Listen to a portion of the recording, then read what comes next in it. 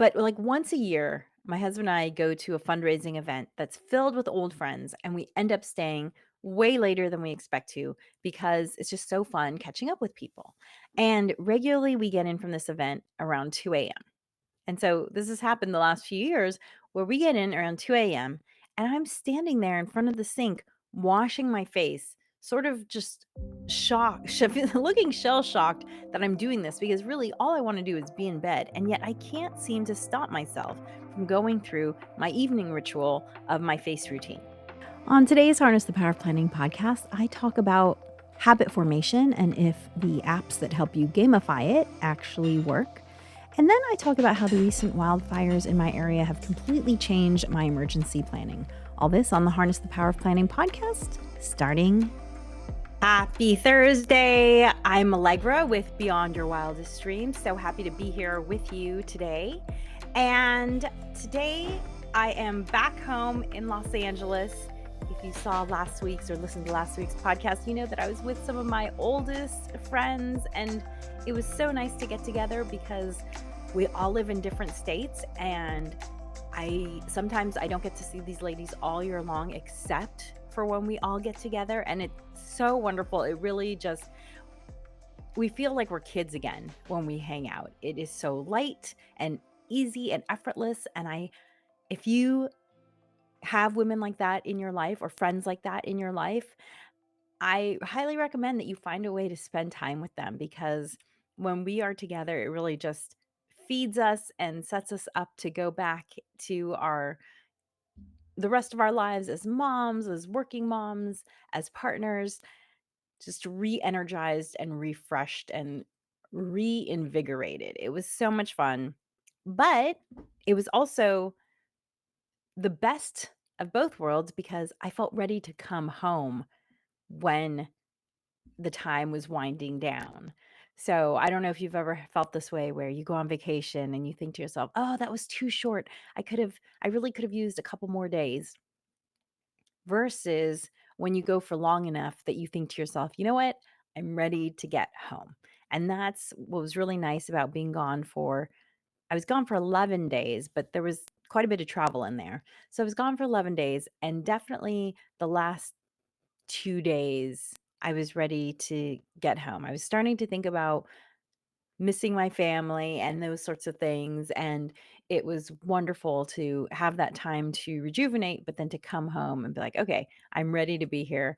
This is where I wanna be." That's the best of both worlds, don't you think?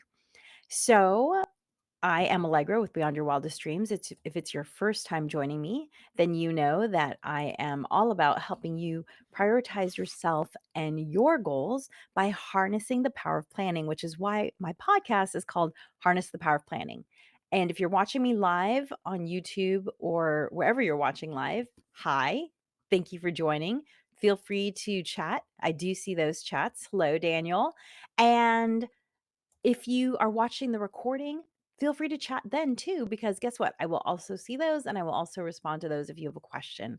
But here is the bouquet of books that my co author and I, Natasha, wrote. Natasha is often on this podcast with me. And all four of our books are workbooks. They're designed to help you prioritize yourself and your goals. That's why we say that's our mission, to help you prioritize yourself and your goals by harnessing the power of planning. So each of these four books will help you to harness the power of planning in a different way. If you don't know where to start, I suggest you start with 3, 2, 1, done. This is our quick win. Literally, you will do this 45-minute workbook. You see it's super short. For those of you listening to the podcast, I know you can't see, but it is like a quarter of an inch wide. It's very small. So you can read this in 45 minutes. It is a workbook. And you do this, and you're instantly going to do things differently because we don't just talk about how to do things different. We show you how to do things differently. And this is all about creating a strategic framework for your to do list so that you don't look at your list and you think, where should I start? No, you look at your list and you think, I know exactly where to start because I have a framework now. And you can actually find our books at tinyurl.com/BYWD books. And I'm I can't find the exact URL for this book, but here's a URL for one of the other books, and it will take you where you can see all of our books. I have to change the URLs. So this is the quick win. The book that you see on the screen now with the QR code is called Rock Your Morning: 3 Simple Steps to Take Control of Your Morning. This is book 2. So you start here, bada bing, bada bang. The yellow book is step 2. And this is all about cultivating a space to take care of your needs so that you can show up as your best self in all parts of your life. It's all about creating a morning ritual. There's a ton of science behind the benefits of creating a morning ritual. And I'm not being hyperbolic when I say that my morning ritual is what keeps me sane and happy and motivated. And I did it this morning. I do it every morning. I don't always do it perfectly. It's not about doing perfectly, right? It's not about drinking whatever, 64 ounces of water or 60, maybe you should go higher than that. Let's say 70 ounces. It's not about drinking 70 ounces of water every day. It's about drinking, maybe some days 69 ounces and some days 73 ounces and some days 60 ounces. But it evens out. Maybe water wasn't the best analogy for this because you do need your water. But you know what I mean?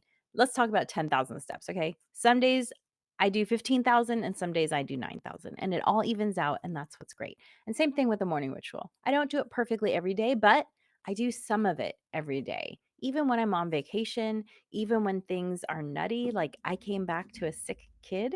My kiddo has been unwell off and on, and we thought she had kicked it when I was leaving, and then she went back to school and she relapsed. And so my first day back, my feet had been on the ground less than 8 hours. And as soon as I could, I called the doctor and said, "Can I get an appointment today?" Because that was the kind of day it was. But I still fit in the things I needed to do so that I felt taken care of.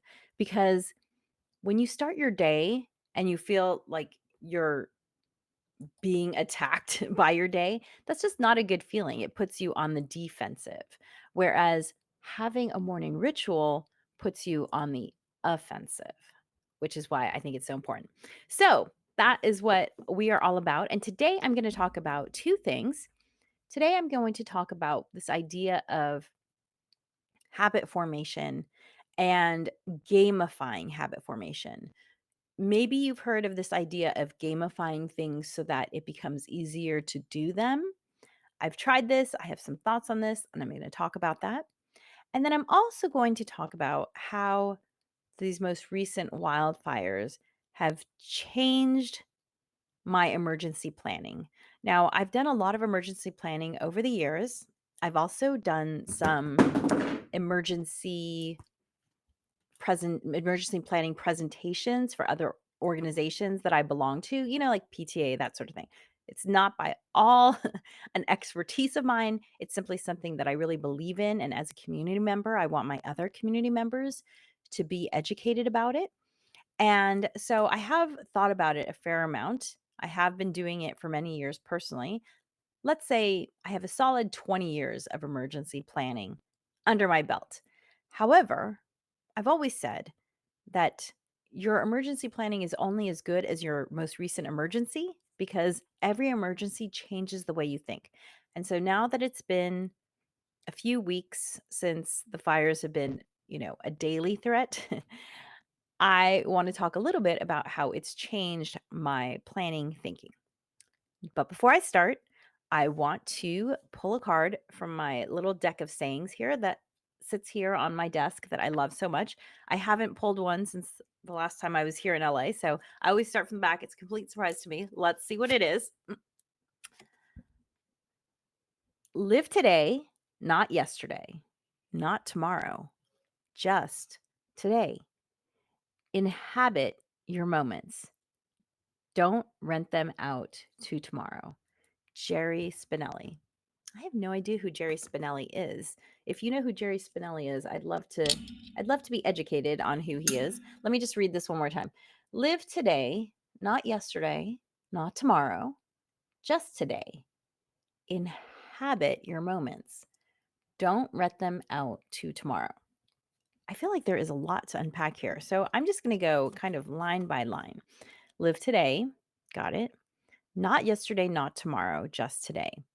So, what Jerry is saying is don't relive the past and don't think so much about tomorrow, just today. Inhabit your moments. So, inhabit. I love this idea of inhabiting. So, really being here, even right now, as I'm speaking on this microphone, I'm really thinking about the words I'm saying and the message I'm trying to get across. And those of you out there listening, yes, I'm in this moment. Are you in this moment? Are you really listening or are you multitasking and doing something else?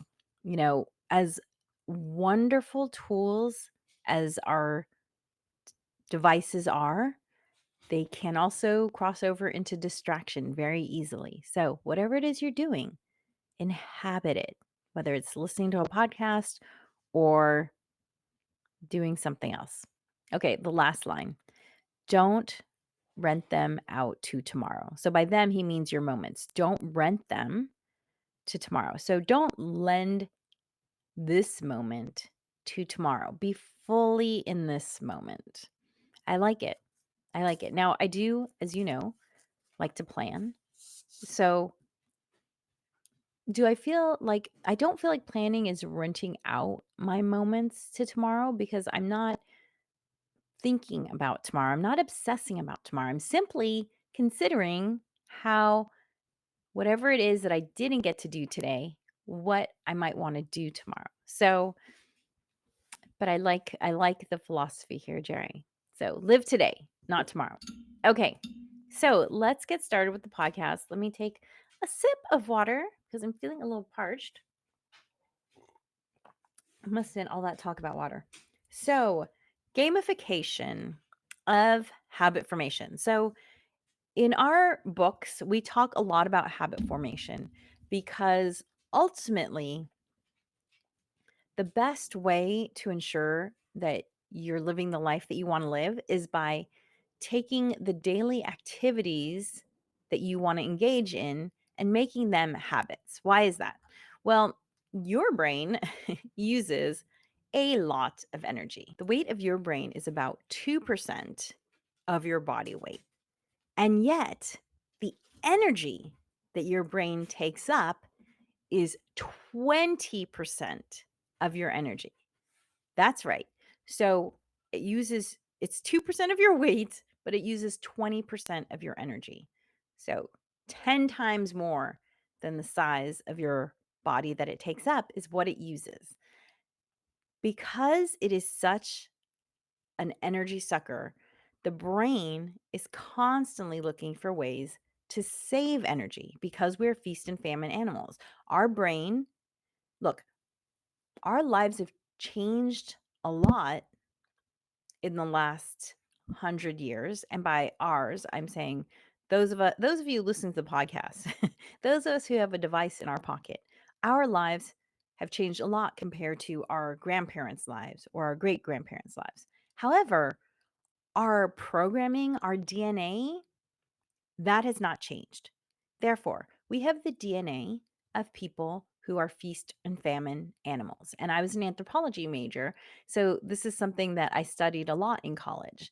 So we are designed to save calories whenever we can. And because of this, because of the fact that our brain uses so many calories, it's constantly looking for ways to save calories. And the way it does this is by creating habits. Because when you do something habitually, it means you are in saving calorie mode. Now, we all have habits.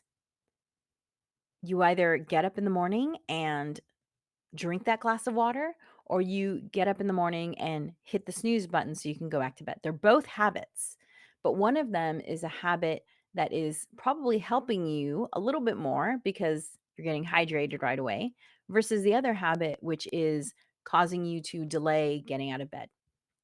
And let me tell you, when you hit that snooze button, those, whatever, 8 minutes of sleep, however long your snooze works, they're never worth what you got out of them because you can't actually complete any sort of sleep cycle in that amount of time. So you're not actually going to feel more rested. So the question is, are your habits serving you? And only you can decide if they're serving you, because you know a habit is serving you when it's helping you move forward on something you want to accomplish. Whether it's getting in more exercise, or making an early morning phone call to somebody. It could be a friend, it could be a business associate. It doesn't matter. If it's something that you want to be doing, then yay, it's a habit that is serving you. But if it's a habit that's delaying you from doing the things that you want to be doing, then I would suggest that you need to get a new habit. Okay, so we talk a lot about habit formation in all of our workbooks, but especially in Morning Ritual, we talk about it. And once something becomes a habit, you know it's a habit because it's actually easier to do it than to not do it. And this was a really fascinating thing for me to realize because I realized that I had created a habit of washing my face at night when I came home. So I usually go to bed pretty early, 9:30, 10 o'clock, sometimes even 9 o'clock. And but, like, once a year, my husband and I go to a fundraising event that's filled with old friends, and we end up staying way later than we expect to because it's just so fun catching up with people. And regularly, we get in from this event around 2 a.m. And so this has happened the last few years where we get in around 2 a.m. and I'm standing there in front of the sink washing my face, sort of just shocked, looking shell shocked that I'm doing this because really all I want to do is be in bed. And yet I can't seem to stop myself from going through my evening ritual of my face routine. And if you're curious about my face routine, look at earlier podcasts, look at the YouTube channel because I've done my full face routine as a podcast, my morning routine at least. So, definitely I knew it was a habit at that moment because it was like I couldn't stop myself from doing it.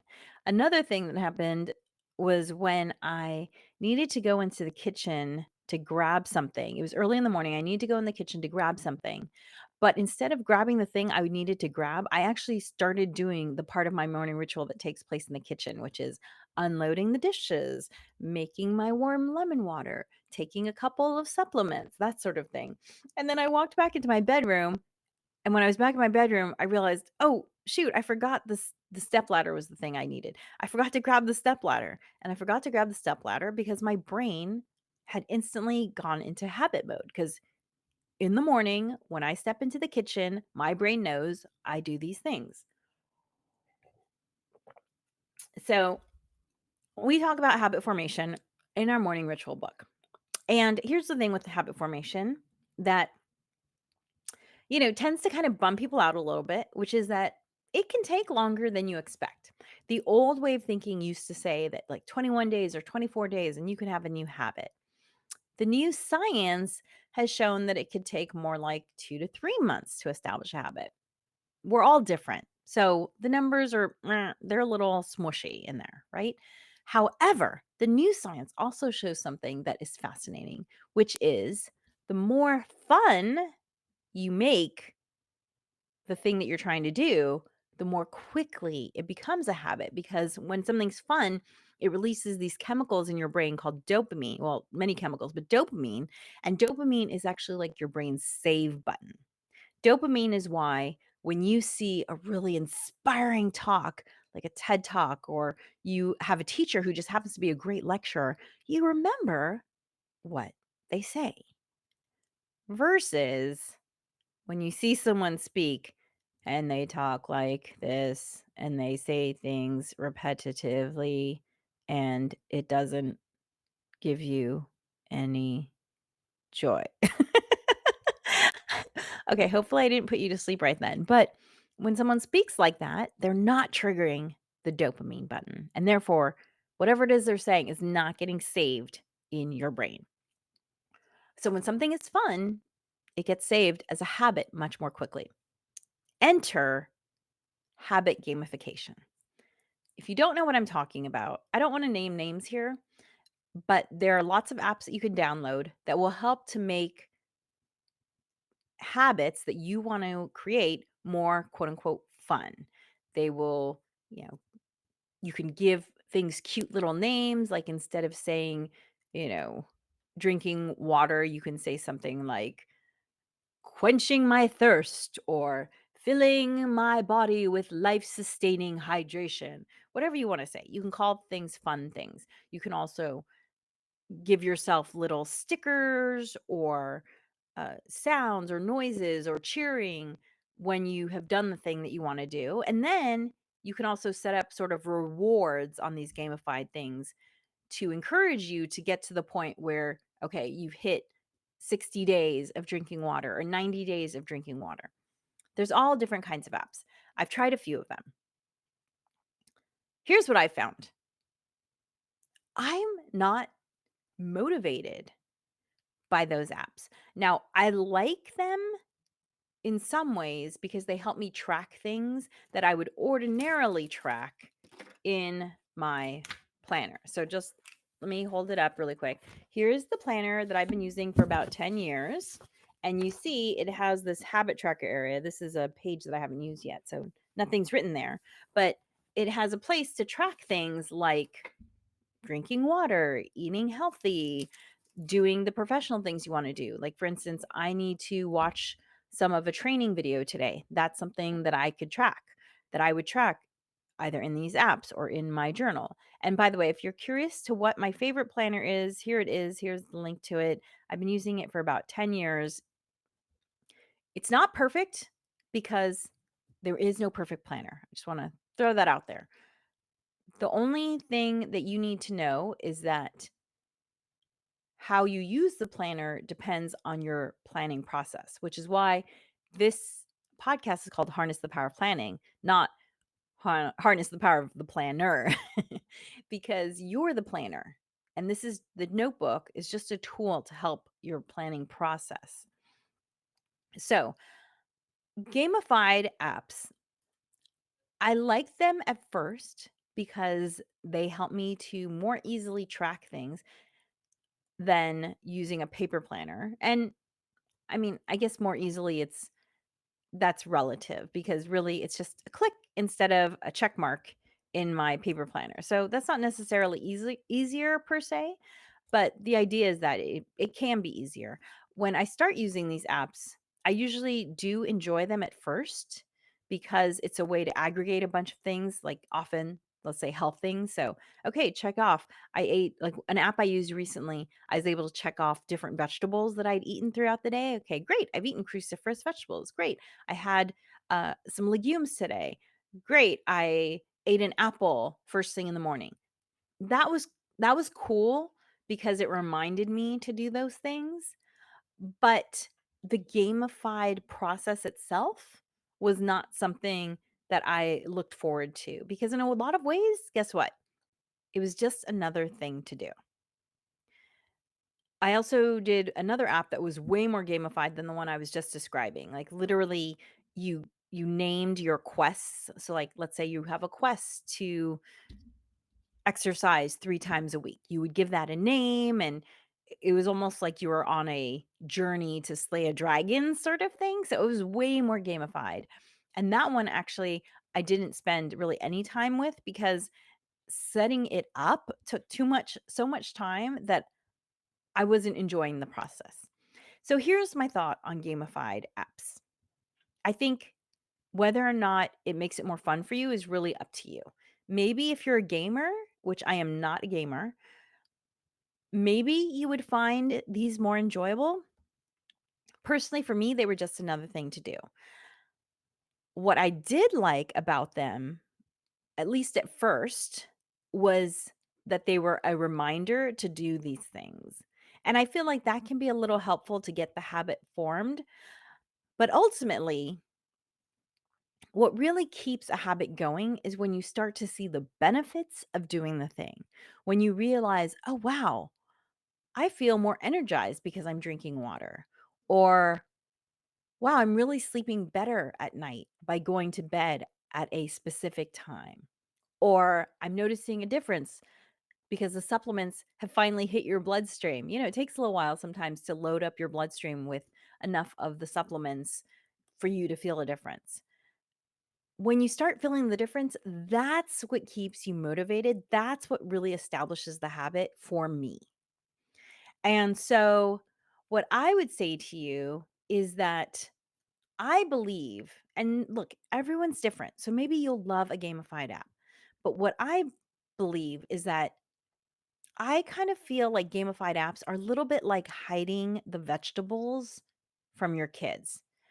You might hear people talking about pureeing carrots into the pasta sauce so that the kids don't see it. And you can do that with a lot of vegetables. You won't see it. However, I feel like it's kind of sending the wrong message. The message that I want my kid to have with vegetables is that you need to eat food that I call it growing food versus treats. You need to eat food that helps grow your body. And you need to do that because this is how you ensure that you feel good, that you have energy, that you can sleep at night, that you stay healthy. Arr, arr. Yeah. That's been a struggle the last few weeks. And that's how your kiddo is going to learn to eat vegetables as a long-term strategy for life rather than when they're an adult and they're not they're not eating any vegetables because they didn't grow up with vegetables. And you say to them, "Wait, I pureed vegetables into your mac and cheese all the time." And they're like, "What? I didn't know. You didn't tell me." So that's how I feel about gamified apps. It's a little bit like hiding the vegetables. I think a better strategy long term with habit formation is to learn to fall in love with the process. Because it's not about, they say life isn't a destination, it's a journey. Same thing with habit formation.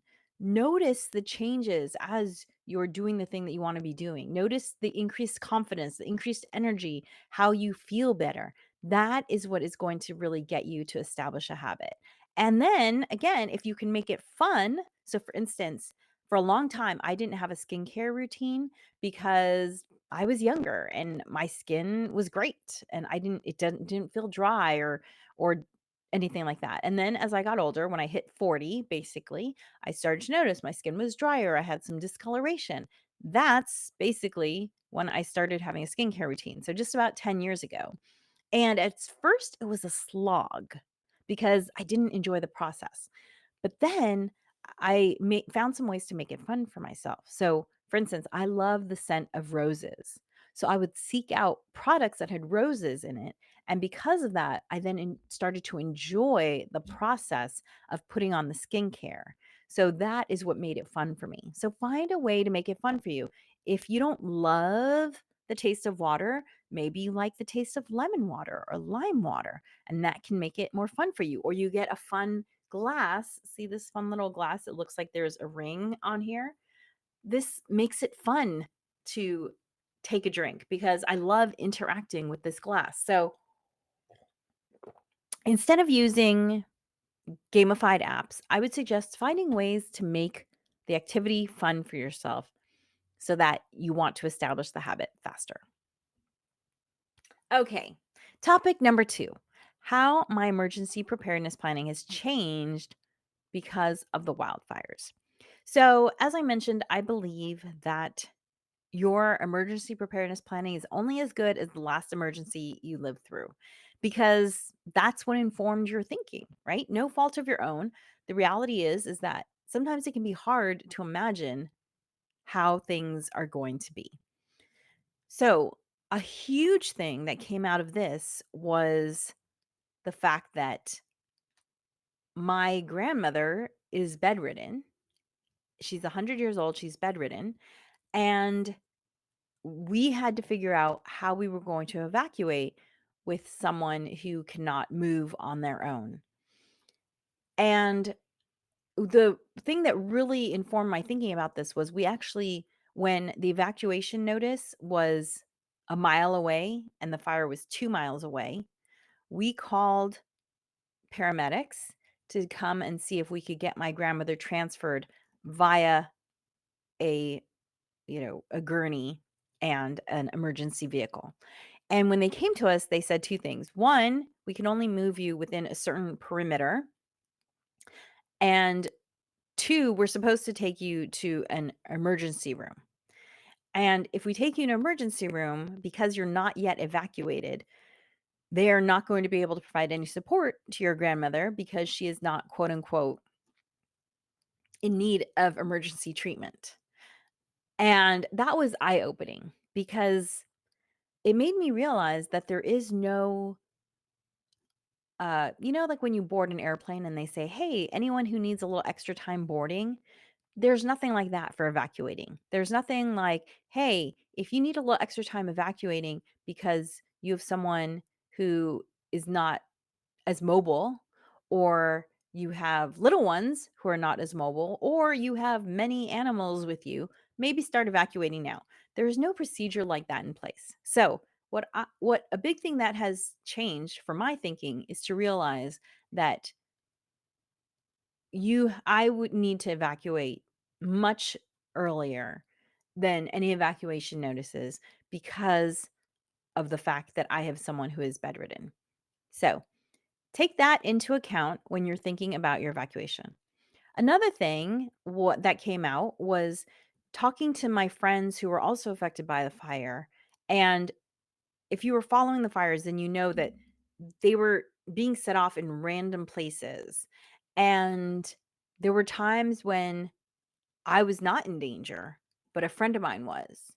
And actually, it was Natasha.